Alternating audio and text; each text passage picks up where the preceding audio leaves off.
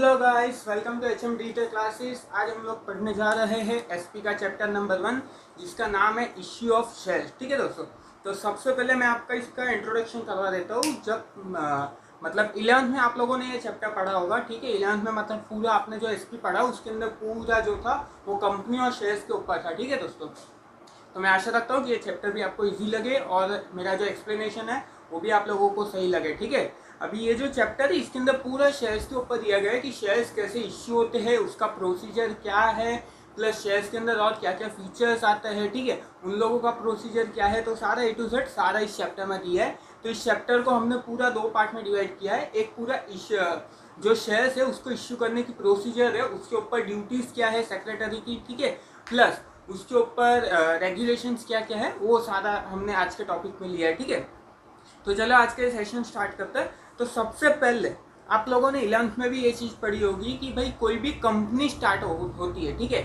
या फिर कंपनी नहीं तो या फिर शेयर्स इश्यू होते हैं। ठीक है, तब कौन से लॉस अप्लाई होते हैं। ठीक है, मतलब क्या क्या कानून अप्लाई होते हैं। ठीक है, तो सबसे पहले जो होता है वो कंपनीज एक्ट 2013। ठीक है दोस्तों, अभी ये जो एक्ट है तो ये एक्ट के ऊपर सारी कंपनीज चलती है। ठीक है, जो भी कंपनी नहीं आती है, ठीक है, तो वो लोग क्या करते हैं, कंपनीज एक्ट 2013 को फॉलो करते हैं।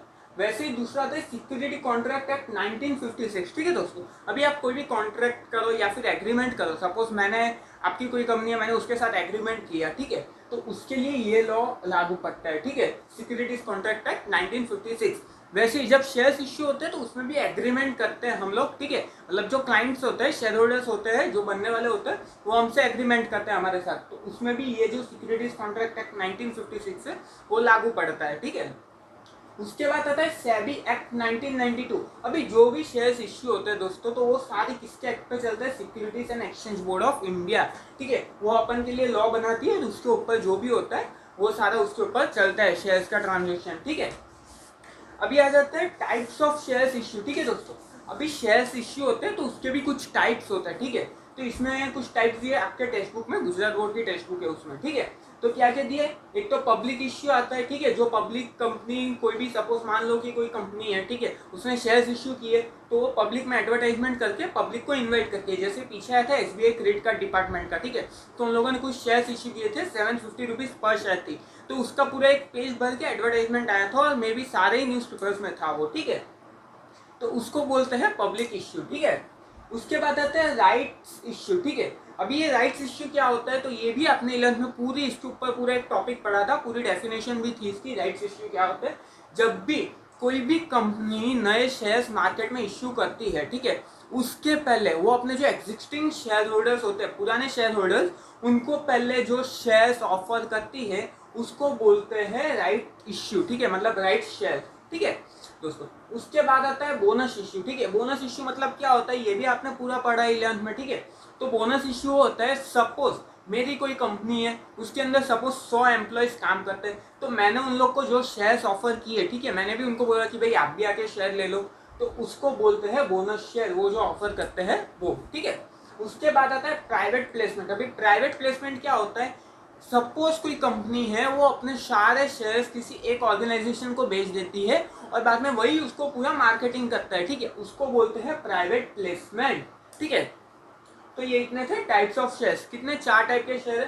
पहला है पब्लिक इश्यू, सेकंड है rights issue, bonus issue, private placement. ठीक है, तो ये 4 टाइप्स ऑफ शेयर्स इश्यू थे। ठीक है, अभी आ जाते हैं ऑफर फॉर सेल। ठीक है, अभी ऑफर फॉर सेल आपके लिए एक नया टॉपिक है। ठीक है, क्या है ऑफर फॉर सेल, मैं वो बताता हूँ। ठीक है, सपोज कोई एग्जिस्टिंग शेयर होल्डर्स है, पुराने शेयर होल्डर्स है, वो लोग अपने जो शेयर्स हैं उनके खुद के, ठीक है, उसमें से कुछ पार्ट के शेयर्स वो लोग किसी और को बेच देते हैं। ठीक है, किसी और थर्ड पार्टी को बेच देते हैं, but with the permission of board of directors and prospectors. ठीक है, मतलब सपोज मैंने कोई कंपनी के शेयर लेके रखे, रिलायंस के शेयर्स लेके रखे मैंने। ठीक है, तो अभी मैंने क्या किया कि वो जो शेयर्स थे वो मैंने एक थर्ड ए नाम के पर्सन को दे दिया। ठीक है, लेकिन मैंने ऐसे कैसे तो दिया नहीं है भाई, मैंने उससे पहले परमिशन ली थी किसकी, board of directors plus prospectus में लिखा था, उस हिसाब से मैंने उसको सेलिंग किया। ठीक है, तो उसको बोलते हैं ऑफर फॉर सेल। ठीक है,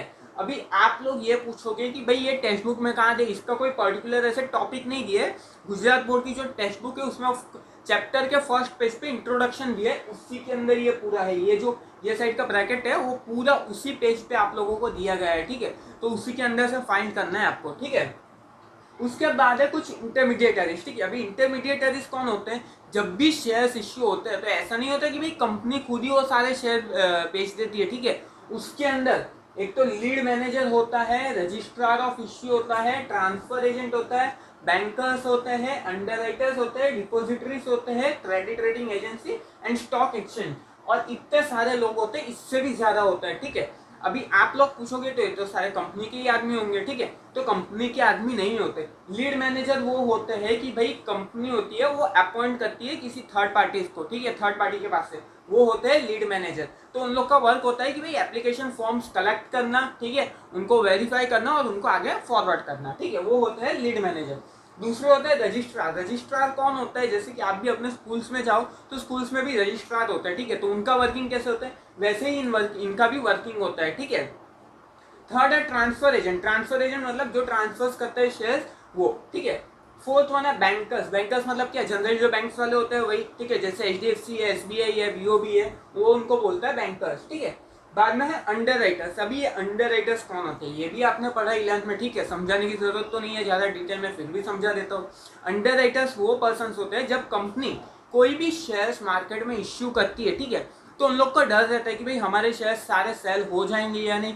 तो नहीं होता है तो वो लोग अंडर राइटर्स से कॉन्ट्रैक्ट करते हैं, ठीक है। ये लोग कौन होते हैं? जो कंपनी के सारे शेयर्स परचेस कर लेते हैं, ठीक है, कंपनी के पास से शेयर्स परचेस कर लेते हैं। लेकिन कब? जब कंपनी ने मार्केटिंग किया होगा उसका शेयर्स का, ठीक है, और उसमें से कुछ पार्ट सेलिंग नहीं हुआ होगा, तो वो जो पार्ट होता है वो पूरा अंडर राइटर्स खरीद लेते हैं, ठीक है, उनको उसमें भी कमीशन मिलता है, ठीक है, तो उनको बोलते हैं अंडर राइटर्स। उसके बाद आता है डिपोजिटरी। इंडिया में दो ही डिपोजिटरी, NSDL, CDSL। NSDL मतलब national securities depository limited and CDSL मतलब सेंट्रल डिपोजिटरी सर्विसेज लिमिटेड, ठीक है। ये दो ही कंपनीज है जो दो ही ऑर्गेनाइजेशन है जो सारा ये देखता है, डिपोजिटरी की तरह वर्किंग करता है, ठीक है। उसके बाद है क्रेडिट रेटिंग एजेंसी। मतलब ये एक एजेंसी टाइप होता है जो तो शेयर्स के जो प्राइसेस होते हैं वो ये सब लोग डिसाइड करते हैं मिलके, ठीक है। बाद में आता है स्टॉक एक्सचेंज। ये तो आपने दिल्ली न्यूज़पेपर में पढ़ते होंगे कि स्टॉक एक्सचेंज क्या है, ठीक है दोस्तों। आप कोई भी आजकल न्यूज़पेपर ओपन करो रोज, ठीक है, उसके अंदर आपको दिया होगा कि भाई ये कंपनी के शेयर इतने बढ़ गए, इतने बढ़ गए, ठीक है। उसके साथ ही एक आता होगा कि भाई इसका NSE स्कोर इतना है, BSE स्कोर इतना है, ठीक है। तो NSE कौन है? नेशनल स्टॉक एक्सचेंज, और BSE बॉम्बे स्टॉक एक्सचेंज, ठीक है। तो ये दो वर्किंग एजेंसी है जिनको स्टॉक एक्सचेंज बोलते हैं, ठीक है। अभी ये जो दो एजेंसी है सिर्फ इतनी नहीं होती, बहुत सारी होती है, लेकिन ये दो मेन है क्योंकि इंडिया के अंदर मैक्सिमम जो भी शेयर्स का ट्रांजैक्शन होता है स्टॉक एक्सचेंज में वो ये दो ही देखते हैं, ठीक है। तो ये थे स्टॉक एक्सचेंज। इसके बाद हमको दी गई है प्रोसीजर फॉर पब्लिक इश्यू, ठीक है। उसके अंदर एप्लीकेशन प्रोसीजर और अलॉटमेंट प्रोसीजर, ये दो प्रोसीजर हमको समझाई गई है, ठीक है दोस्तों। तो ये इतना जो है तो ये हम आपको ढूंढने की जरूरत नहीं है ज़्यादा, फर्स्ट पेज पे ही आपको सारा मिल जाएगा, लेकिन आपको बीच बीच में ढूंढना पड़ेगा, पूरा रीड करना पड़ेगा, तब जाके ये सब मिलेगा, ठीक है दोस्तों। अभी आ जाते हैं हम लोग शेयर एप्लीकेशन प्रोसीजर, ठीक है, मतलब कि शेयर्स अप्लाई करने की प्रोसीजर क्या होती है, ठीक है दोस्तों। अभी सबसे पहला है ओपनिंग बैंक अकाउंट, ये कंपनी की तरफ से, ठीक है, अपन को नहीं करना है। अभी ओपनिंग बैंक अकाउंट, ठीक है। तो क्या होता है ओपनिंग बैंक अकाउंट? जैसे मैं कोई शेयर्स इश्यू कर रहा हूँ, मेरी XYZ लिमिटेड करके कोई कंपनी है, ठीक है, तो मैंने कोई शेयर्स इश्यू किए, ठीक है, तो मेरे को शेयर इश्यू करने के लिए भाई शेयर के पैसे तो मंगवाने पड़ेंगे ना, तो वो कैसे मंगवाएंगे? बैंक अकाउंट से, ठीक है। तो सबसे पहले बहुत पहले यूज किया जाता था, करंट अकाउंट ओपन करवाने के लिए बोला जाता था शेयर्स एप्लीकेशन के पैसे मंगवाने के लिए, ठीक है। तो ये करंट अकाउंट ओपन करवा के शेयर के एप्लीकेशन के पैसे मंगवाने पड़ते थे, लेकिन उसमें भी कुछ चेंजेस आए थोड़े सालों बाद, ठीक है। तो गवर्नमेंट ने बोला कि भाई एस्क्रो बैंक अकाउंट ओपन करवाना है, ठीक है। अभी एस्क्रो बैंक अकाउंट क्या है? सिंपल फंड है दोस्तों। एस्क्रो बैंक अकाउंट भी एक बैंक अकाउंट टाइप ही है, ठीक है, जिसके अंदर क्या होता है, जो भी शेयर होल्डर इंटरेस्टेड होते हैं वो लोग एप्लीकेशन फॉर्म भरते हैं, ठीक है। एप्लीकेशन मनी जो होता है उनका, ठीक है, एप्लीकेशन के साथ भी कुछ पैसे देने पड़ते हैं, तो जो मनी होता है तो वो लोग बैंक में डिपॉजिट करवाते हैं चेक देके, ठीक है, या फिर उनके जो भी ब्रोकर्स होंगे उनको दे देते हैं, ठीक है। तो वो लोग क्या करते हैं कि कंपनी के एस्क्रो बैंक अकाउंट में डिपॉजिट करवाते हैं। अभी सपोज मान लो कि भाई ये सारा आ गया, ठीक है, तो कंपनी जो होती है वो एस्क्रो बैंक अकाउंट में से पैसे निकाल नहीं सकती, ठीक है। वो कब निकाल सकती है? जब शेयर्स इश्यू हो जाते हैं, वो क्लाइंट को कंफर्मेशन मिल जाता है कि भाई शेयर्स उसको इश्यू हो चुके हैं, ठीक है, उसके अकाउंट में क्रेडिट हो चुके हैं, तब बैंक क्या करती है कि जो अमाउंट उनके पास आया होता है एप्लीकेशन मनी का और जितनों के शेयर्स इश्यू हो जाते हैं उन लोगों के पैसे एस्क्रो बैंक अकाउंट से बैंक के अकाउंट में ट्रांसफर किया जाता है, ठीक है। तो उसको बोलते हैं एस्क्रो बैंक अकाउंट। अभी उसके बाद अभी नया प्रोसीजर आया 1116 को, ठीक है। कौन लाया? सेबी। 1116 को एक नया एक्ट आया, उसके अंदर सेबी ने बोला कि भाई आज से जो भी शेयर्स इश्यू होंगे ओनली थ्रू एसबा प्रोसीजर, कोई भी शेयर्स इश्यू करो आप सिर्फ एसबा प्रोसीजर से ही होने चाहिए, उसके बिना नहीं होगा, ठीक है, कोई भी शेयर्स इश्यू, और हुआ तो उसको इलीगल माना जाएगा, ठीक है। अभी एसबा प्रोसीजर क्या है आप वो भी पूछोगे, तो पहले तो उसका फुल फॉर्म देख लो एसबा का, application supported by blocked amount, ठीक है। इससे भी मीनिंग बहुत क्लियर हो जाता है फुल फॉर्म से, ठीक है। फिर भी मैं आपको समझा देता हूँ, देखो तो इसका भी फंडा बहुत इजी है। अभी एसबा प्रोसीजर क्या होता है वो बता देता हूँ, ठीक है। देखो सपोज मेरे को कोई शेयर्स लेना है, ठीक है, सपोज एसबीआई क्या है कि अभी पीछे तो मैंने ले लिए शेयर्स, ठीक है।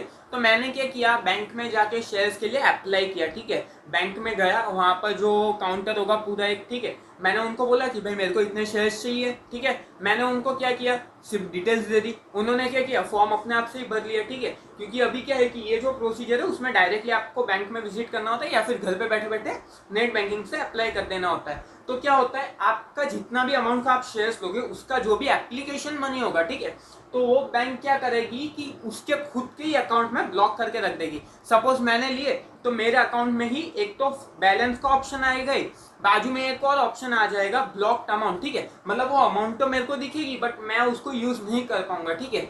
जब शेयर्स मेरे डीमेट अकाउंट में क्रेडिट हो जाते हैं, ठीक है, सपोज मैंने शेयर्स लिए और 10 दिन बाद मेरे अकाउंट में क्रेडिट हो गए, तब क्या होता है कि जो ब्लॉक्ड अमाउंट होता है ना वो क्या होता है मेरे अकाउंट से डिडक्ट हो जाता है टोटली, ठीक है, और डिडक्ट होके चला जाता है बैंक के अकाउंट में, ठीक है, सॉरी कंपनी के अकाउंट, कंपनी के बैंक अकाउंट में चला जाता है, ठीक है। और जिन लोगों को इश्यू नहीं होते हैं शेयर्स या फिर शेयर एप्लीकेशन कैंसिल हो जाता है उनका, तो उन लोगों को वापस से उनके बैलेंस में ट्रांसफर कर दिया जाता है, ठीक है। तो इसका एडवांटेज क्या है वो पूछोगे आप। एडवांटेज कुछ नहीं है दोस्तों, बहुत इजी है कि भाई पहले एस्क्रो करंट में क्या होता था कि रिफंड करने में प्रॉब्लम बहुत आते थे और उसके अंदर फ्रॉड के चांसेस भी बहुत होते थे, इसलिए बाद में क्या किया एसबीआई आया। तो एसबीआई से क्या होगा कि ये सब वर्किंग सारा बैंक ही देखेगी, जिन लोगों का एप्लीकेशन अलॉटमेंट कैंसिल हो जाता है शेयर्स अलॉटमेंट, उन लोगों को वापस से रिफंड कर दिया जाता है, ठीक है। और वो बैलेंस उनके अकाउंट में ही दिखाता है, कहीं पे जाता भी नहीं है, सिर्फ ब्लॉक कॉलम में आ जाता है, ठीक है, सिर्फ उसको यूज नहीं कर सकते। हाँ शेयर्स इश्यू नहीं होते तो वो उन लोगों के अकाउंट में वापस से क्रेडिट कर दिया जाता है। तो ये थी एसबा प्रोसीजर, ठीक है दोस्तों। ये इन सब का फंडा बहुत क्लियर है, इजीली याद हो जाएगा, थोड़ा सा याद कंसंट्रेट करके पढ़ाई करना इस पे, ठीक है। उसके बाद सेकंड प्रोसीजर आता है रिसीविंग शेयर एप्लीकेशन, ठीक है।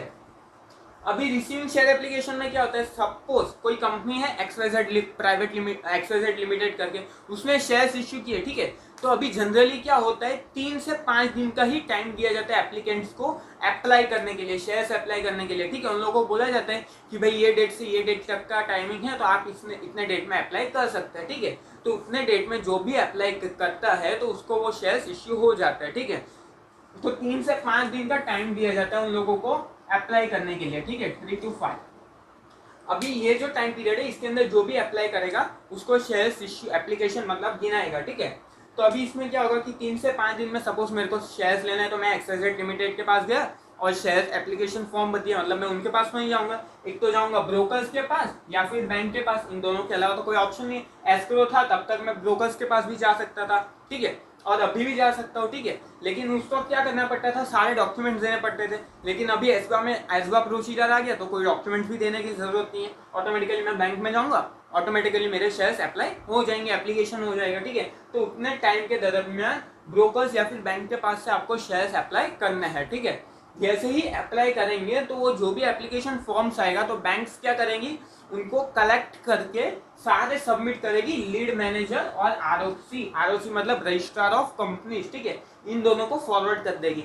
तो ये था शेयर एप्लीकेशन का प्रोसीजर, ठीक है।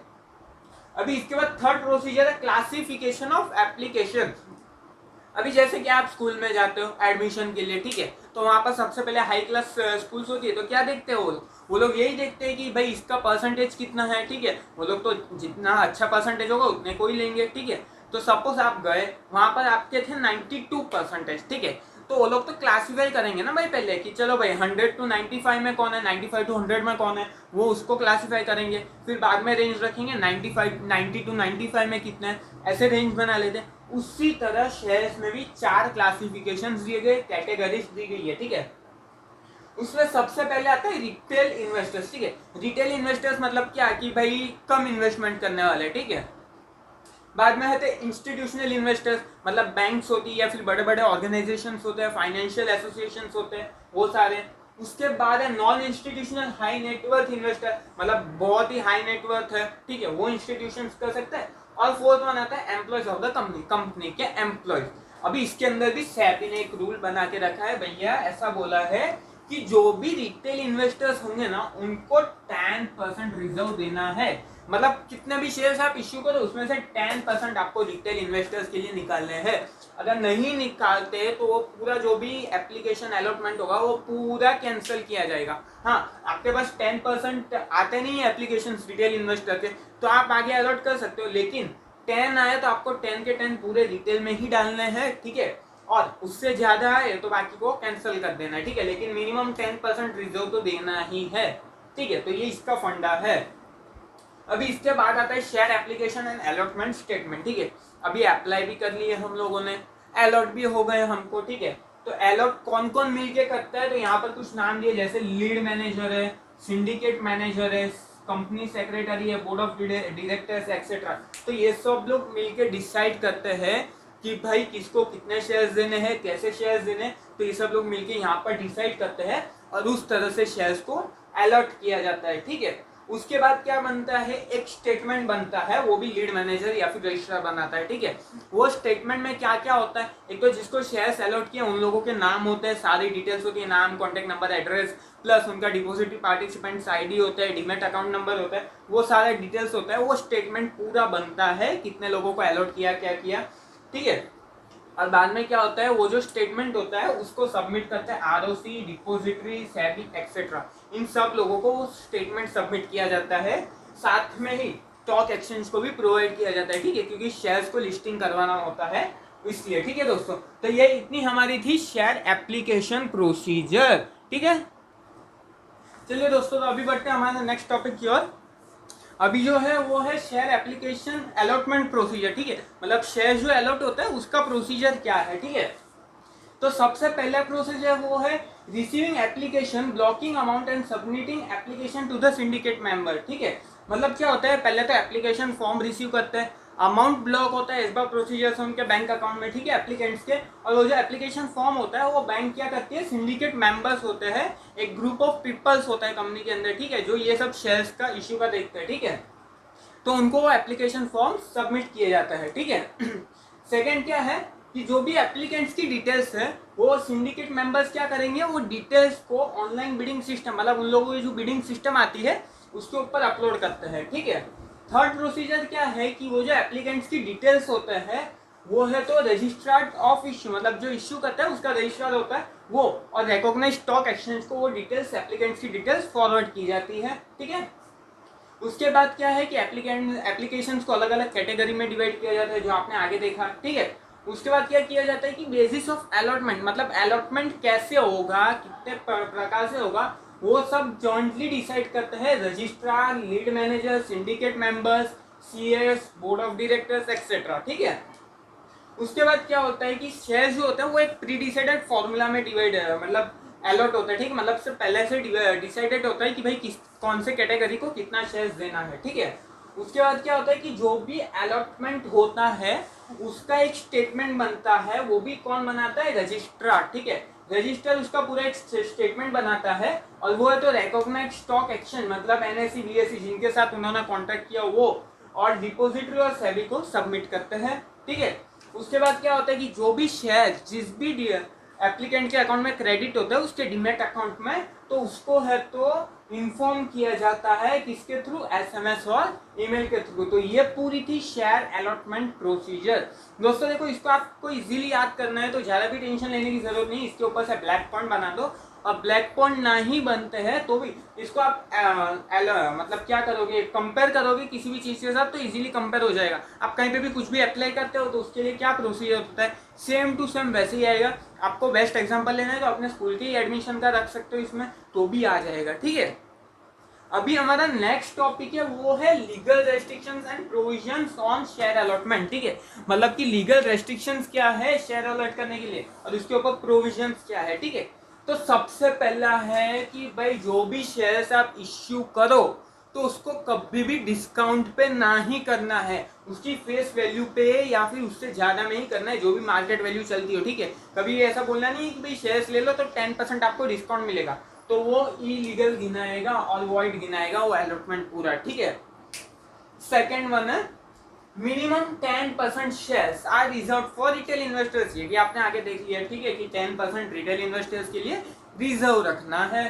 ठीक है, थर्ड वन है applicants have to apply shares only through ASBA procedure, मतलब एस्बा प्रोसीजर से ही शेयर्स को अप्लाई करना है। ठीक है, और बाद में फोर्थ वन क्या बोला, entire procedure have to complete within 10 days only. जो भी पूरा प्रोसीजर है तो वो 10 दिन में ही खत्म करना है। अभी देखो दोस्तों, इसमें आप एक कंफ्यूजन हो जाओगे। इससे पहले जो प्रोसीजर था हमारा शेयर एप्लीकेशन प्रोसीजर, तो उसके अंदर हमको टाइम पीरियड दिया गया है 15 डेज के लिए और इसके अंदर हमको 10 डेज के लिए दिया गया। तो आपको दोनों में से जो भी टॉपिक आए उसका उसी में लिखना है, कंफ्यूज नहीं होना है। अगर शेयर एप्लीकेशन प्रोसीजर आए तो 15 डेज और लीगल रेस्ट्रिक्शंस या फिर प्रोविजंस आए तो 10 डेज। ठीक है, उसमें कंफ्यूजन नहीं करना है। ठीक है, फिर क्या बोला गया है कि डीमैट अकाउंट तो कंपलसरी है। आजकल आपने सुना होगा कि भाई डीमैट अकाउंट नहीं होगा तो शेयर्स इश्यू नहीं होंगे, इसीलिए डीमैट अकाउंट तो कंपलसरी है। ठीक है, फिर क्या बोला, at least 90% of the shares must be subscribe,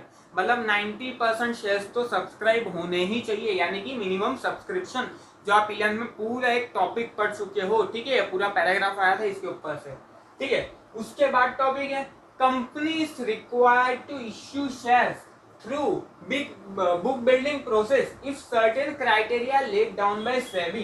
ठीक है, कंपनी को शेयर्स बुक बिल्डिंग प्रोसेस से ही इश्यू करने हैं। क्यों, कब करने हैं ऐसे इश्यू, जब कुछ क्राइटेरिया, ठीक है, कुछ रूल्स सेबी के भी लागू पड़ते होंगे। तो अभी ये बुक बिल्डिंग प्रोसेस क्या है वो भी मैं लफड़ा समझा देता हूँ उसका। ठीक है, वो भी बहुत इजी है। क्या है दोस्तों, देखो बुक बिल्डिंग प्रोसेस ये चीज है कि ये भी एक प्रोसीजर है। जब आप कोई भी शेयर्स इश्यू करते हो लेकिन मार्केट पे छोड़ देते हो, पब्लिक पे छोड़ देते हो कि आप इसकी क्या बोली लगाओगे। जनरली आपने पुराने जमाने में सुना होगा कि भाई कोई भी चीज की बोली लगाई जाती थी। ठीक है, कि भाई आपको कुछ राजमहल है, ठीक है, उसके अंदर की कोई चीज है, ठीक है, जैसे कि कोई राजा की तलवार, तो आजकल भी उसके ऊपर बोली लगाते हैं। ठीक है, राजस्थान जाओगे तो समटाइम्स ऐसे बहुत रेयर केस में देखने को मिलता है कि उसके ऊपर बोली लगाई जाती है कि भाई 1,00,000 रुपए 2,00,000 रुपए। वैसे इसके अंदर भी शेयर्स के ऊपर भी लगाई जाती है। ठीक है, लेकिन उसको क्या करना होता है, बुक बिल्डिंग प्रोसेस से इश्यू करने होते हैं।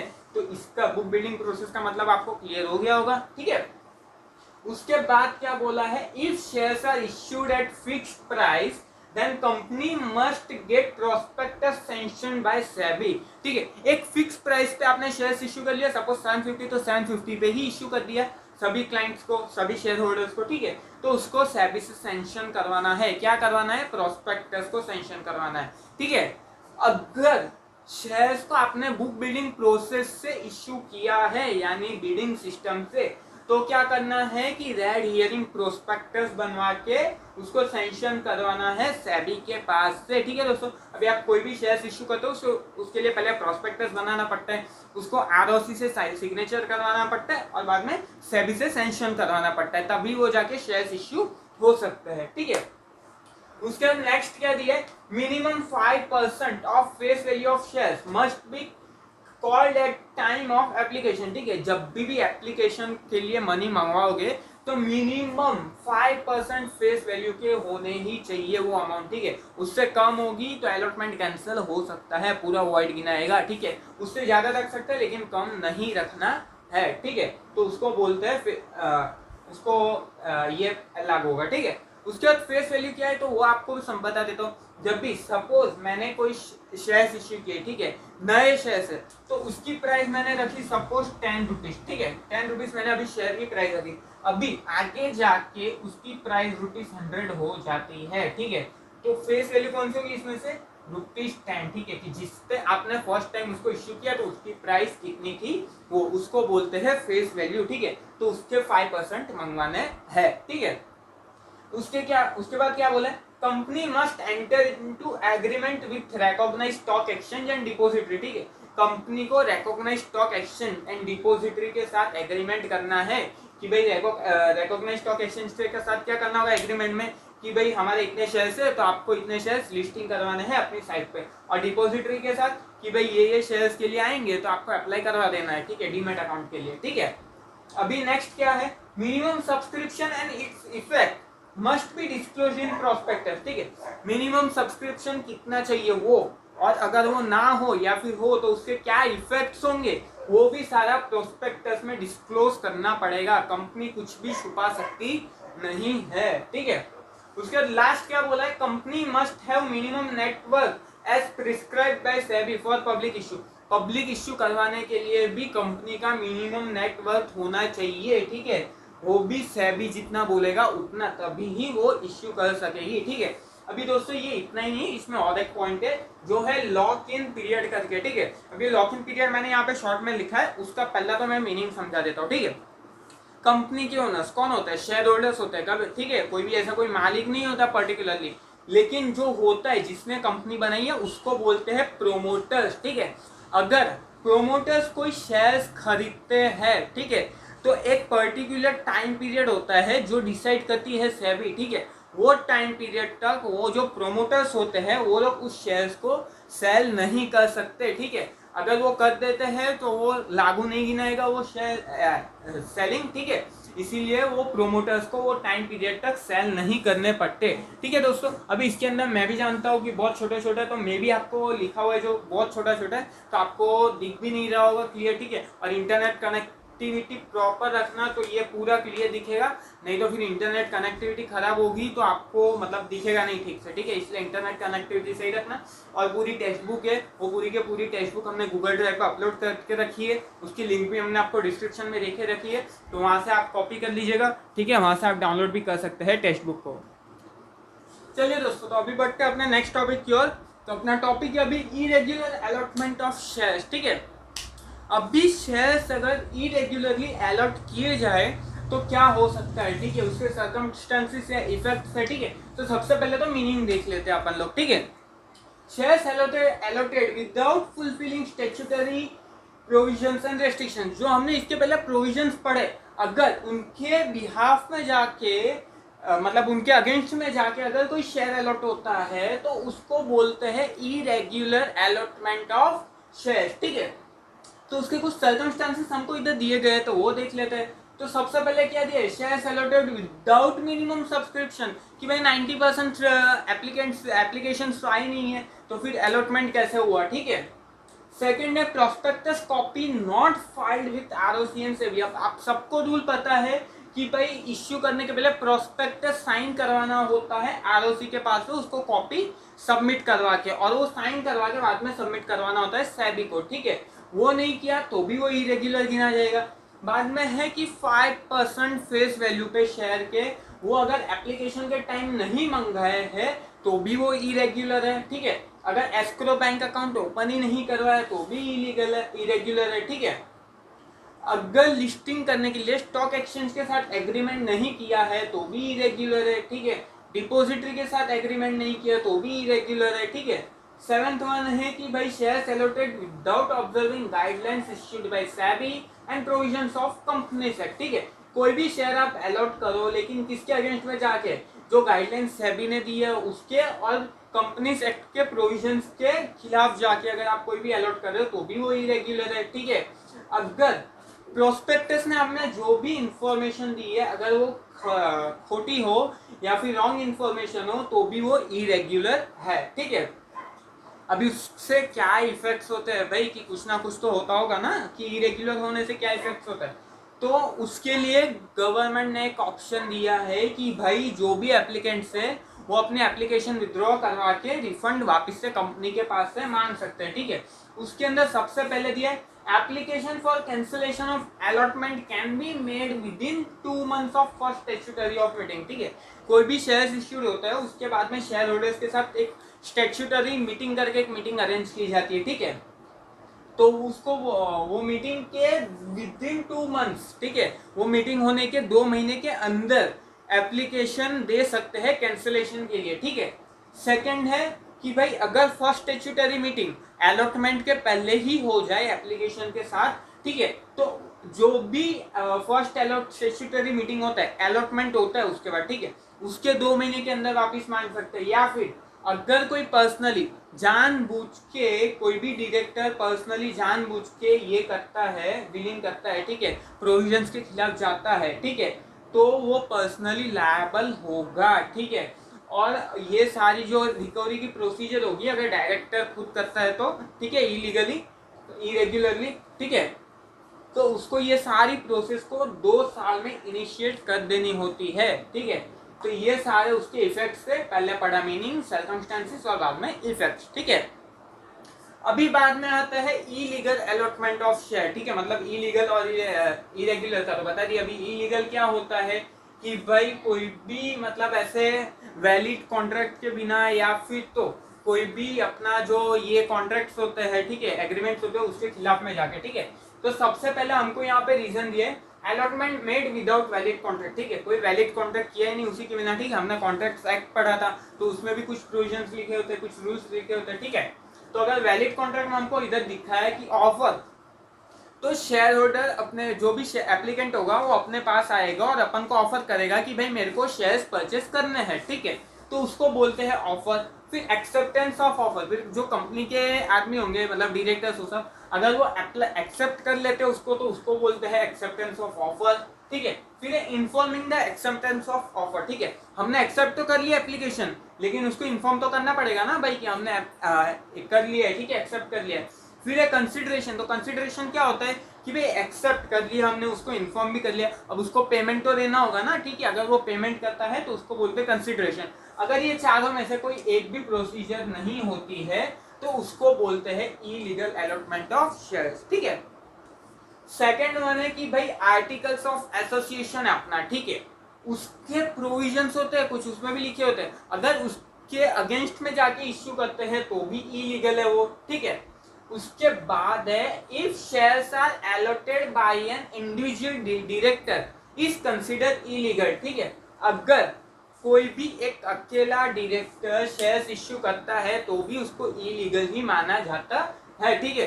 According to company act SEBI rule, उन सबके हिसाब से गिनने जाए तो शेयर्स को सभी डायरेक्टर जितने भी होते हैं उन सबको मिलके अलॉट करना होता है, कोई एक अकेला डायरेक्टर अलॉट नहीं कर सकता। जैसे हमने आगे प्रोसीजर में पढ़ा कि वहां पे बहुत सारे इंटरमीडिएटरीज वो सब होते हैं तो उनकी हेल्प लेके ही अलॉट करना होता है, ठीक है। फोर्थ वन है if shares are allotted by violating essential provisions for listing of shares on stock exchange, ठीक है, स्टॉक एक्सचेंज में लिस्टिंग करवाना पड़ता है आजकल, ठीक है, अगर वही नहीं करवाया हो तो भी उसको इलीगल माना जाएगा। अभी इसके भी कुछ इफेक्ट्स होंगे, आप तो वो भी बोल रहे होंगे कि भाई कुछ रिफंड का कुछ ऑप्शन होता है, तो देखो दोस्तों इसके अंदर क्या होता है कि ये पहले से वॉइड होता है, ठीक है। अगर आप कोई भी कॉन्ट्रैक्ट करते हो, ठीक है, अगर वो गलत कॉन्ट्रैक्ट होता है तो उसको वॉइड कर दिया जाता है, ठीक है, मतलब कि उसको गलत साबित किया कर दिया जाता है और उसको माना ही नहीं जाता वैलिड, ठीक है। तो अगर वॉइड एग्रीमेंट उसको गिना जाता है बिगिनिंग से ही, पहले से ही, ठीक है, तो उसके लिए कोई भी रिफंड का ऑप्शन कंपनी या फिर गवर्नमेंट नहीं देती, ठीक है। तो ये हमारा था इरेग्युलर अलॉटमेंट ऑफ शेयर्स और बाद में था इलीगल अलॉटमेंट ऑफ शेयर्स। मैं आशा रखता हूँ आपको समझ में आ गया होगा। चलो दोस्तों, तो अभी बढ़ते हैं अपने आज के लास्ट टॉपिक की ओर। अभी लास्ट टॉपिक है duties of company secretary for allotment of shares, ठीक है। शेयर्स अलॉट करने के लिए सीएस की भी तो कुछ ड्यूटी होगी ना भाई, क्या सीएस को ऐसे ही फ्री में बिठा के रखा है कंपनी में, ठीक है।